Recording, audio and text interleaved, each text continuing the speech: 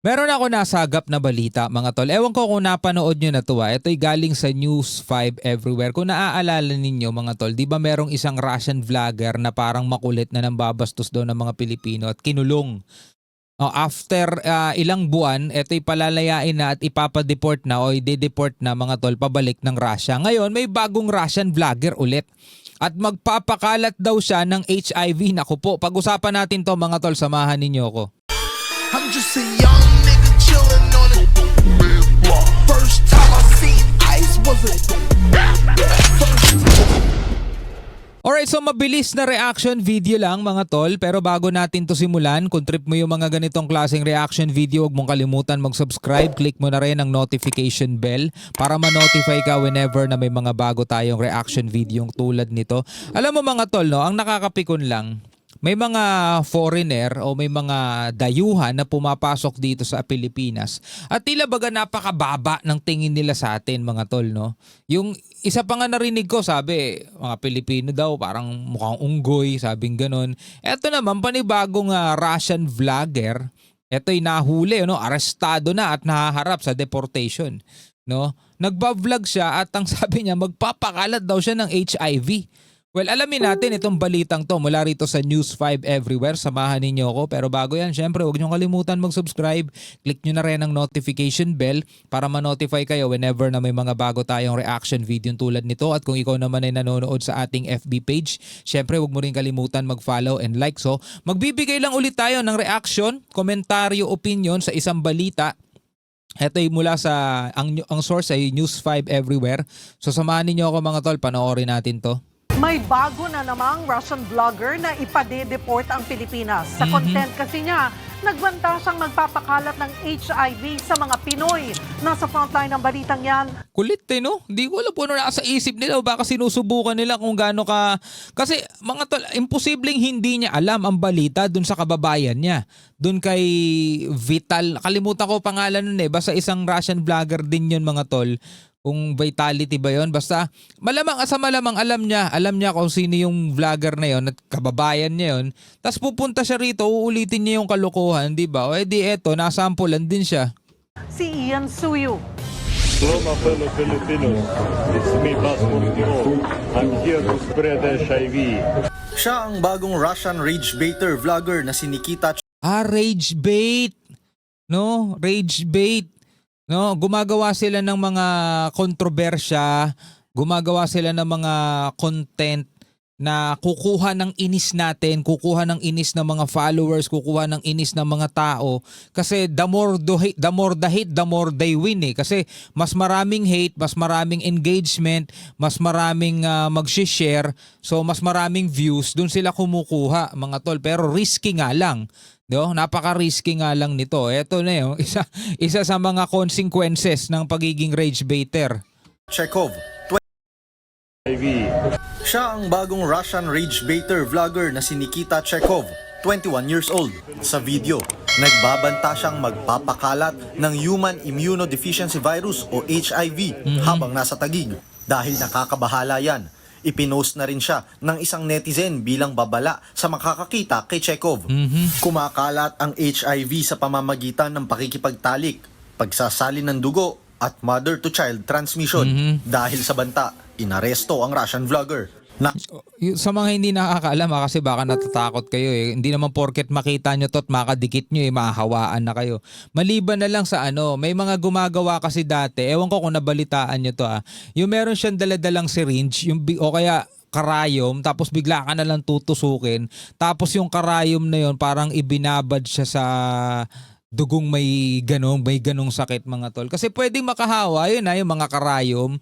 Kasi doon nga nakukuha yun sa dugo eh. Halimbawa may sugat, tas nalagyan ng kontaminadong dugo, di ba? O kaya sa pamamagitan ng syringe, yung bigla na lang mananaksak ng karayom na may ganong klaseng sakit pala. Yun yung mga delikado.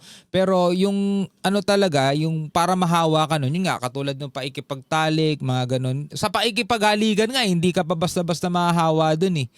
Hindi ka pa basta-basta mahahawa sa ganon. Eto, balikan natin yung mga paraan. Rin siya ng isang netizen bilang babala sa makakakita kay Chekhov. Kumakalat ang HIV sa pamamagitan ng pakikipagtalik, Ayan. pagsasali ng dugo Ayan, pagsasali ng dugo. at mother-to-child transmission. Dahil sa banta, inaresto ang Russian vlogger. Nasa kote siya sa kanyang condominium unit sa Quezon City. Napag-alamang January 15 dumating sa Pilipinas si Chekhov. Bago lang, January 15 lang. Baga nakakailang araw pa lang po siya dito ay nagkakalat na po ng lagim sa Biruin mo, isang linggo pa lang siya mahigit to. Ano ngayon, 23 ngayon, no? ilang araw niya po dito sa Pilipinas. Mag-isa lang po talaga siya na nag-iikot-ikot in Metro Manila. Yung kanyang mga actions at mga ginawa po at mga pinost on social media, nakikita natin na ito ay isang gawain ng isang undesirable alien. Kanina, iniharap ng PNP at Department of Interior and Local Government o DILG sa media ang naturang vlogger. Ayon kay Secretary John Vic Remulla, agad nilang ipinates si Chekhov. Para sa kaalaman na lahat ay nung sa kanyang pagka-aresto ay tinest po siya. Negative po siya sa HIV, negative po sa lahat ng STD. In other words, nagpapasikat lang, ginagamit ng mga Pilipino. Hindi lang siya sabi niya ang pagkakalat niya ang kanyang sakit na HIV, minumura pa ang lahat ng Pilipino. Papadeport agad, diba? Bigyan nyo muna ng leksyon katulad nung nangyari dun sa isang vlogger. Iparanas nyo muna sa kanila yung VIP treatment sa mga kulungan dito sa Pilipinas para hindi na sila umulit. Kasi kapag naranasan nilang makulong dito sa Pilipinas, yung talagang naikipagsiksikan, kahit na napakainit, siksikan sila dun sa mga bilanggo, baka hindi na sila umulit dito. Yung mga ganong klaseng trato, di ba? Iparanas nyo muna sa kanila. Yung tipong matutulog ka ng nakatayo o kaya matutulog ka ng nakasabit. Iparanas nyo muna sa kanila bago nyo ipa-deport. Ano sa tingin ninyo mga tol? Ayan ang nakakapikon. Lumalabas na for rage baiting lang ang content ng vlogger, for the views at likes. Ayon sa Bureau of Immigration, tila nauuso na nga yung rage bait materials ng mga foreign content creators. Hindi lang, pati rito sa Pilipinas mga tol, mga pa-rapper, mga content creator, di ba? Meron dito mga content creator na talagang magpapakalat sila ng mga kabalbalan para maasar ka, para mainis ka. Siyempre sa sobrang dami ng naiinis, sobrang dami na nag-share, sobrang daming engagement, laki ng kinikita nila mga tol. Yung magpapakita sila ng mga kayamanan nila tapos magyayabang-yabang sila. Di ba may mga ganon? Yung ipapamaypay nila yung pera nila tapos mang-aasar, maraming ganon eh. Maraming ganon. Yung mga feeling mga feeling guru. Mga feeling motivator. Mga feeling teacher. Hindi teacher ng ng education yung mga nagtuturo para maging maging alpha male, mga ganong mga bagay. Ang rage baiting ay isang pamamaraan ng paggawa ng isang materyales sa social media kung saan nagsasabi sila ng mga negatibong bagay na nagpo-provoke ng inis o galit na ang kapalit ay mas maraming views at mas malawak na social media traction. Pero Naging ganyan dati si kung naaalala ninyo, yung maskulado, mga tol. Kaso ang risk nga lang nun kasi talagang na-mass report siya at yun nga nawala yung niya, 'di ba, page niya. Nakalimutan ko yung pangalan nun basta yung isa pa sa nagpasikat sa kanya yung 100 pesos rice niya. Nakalimutan ko pangalan nun mga tol. Comment na lang kayo sa ibaba. Pero ngayon alam ko nasa social media pa rin siya. Pero isa yon sa mga naging content niya kasi kahit na sino, kahit artista, 'di ba? Lahat ginagawa niya ng post o pinapansin niya. Magpahanggang ngayon mga tol, marami pa rin mga content creator na ganun. Rage bait ang tawag nila dun. bala ng BI sa mga dayuhan ang ganitong klase ng vlog, posibleng mauwi sa kasong kriminal. Ang kasong ito ay hindi na po ito basta rage bait, kundi tumawid na po ito to crimes that are being recorded on camera. Hindi po ito joke, hindi po ito basta-basta lang for likes or for views. Hindi ito ang unang beses na ginamit ang mga Pinoy para sa ganitong content. Una nang naaresto at ipinadeport ang Russian vlogger na si Vitaly Zdorovetsky. Yon, Vitaly. Oh, Vitaly yung nasa isip ko kanina. Vitaly. Gumugulong naman ang deportation ng Estonian vlogger na si Sim Rosipu na nagsabing mukhang unggoy ang Ito yung sinasabi ko kanina. mga Pinoy. At ngayon, dadagdag dyan si Chekhov. Pare-pareho silang ipagbabawal ng tumungtong muli sa Pilipinas. Blacklisted. Nagbabalita mula sa Alright mga tol, so tulad nga ng sinabi ko kanina, actually hindi lang to sa mga foreign vlogger, no. Actually hanggang dito sa mga local content creator, maraming ganito at marami na talagang sumikat at pumutok at dito sila nagsimula.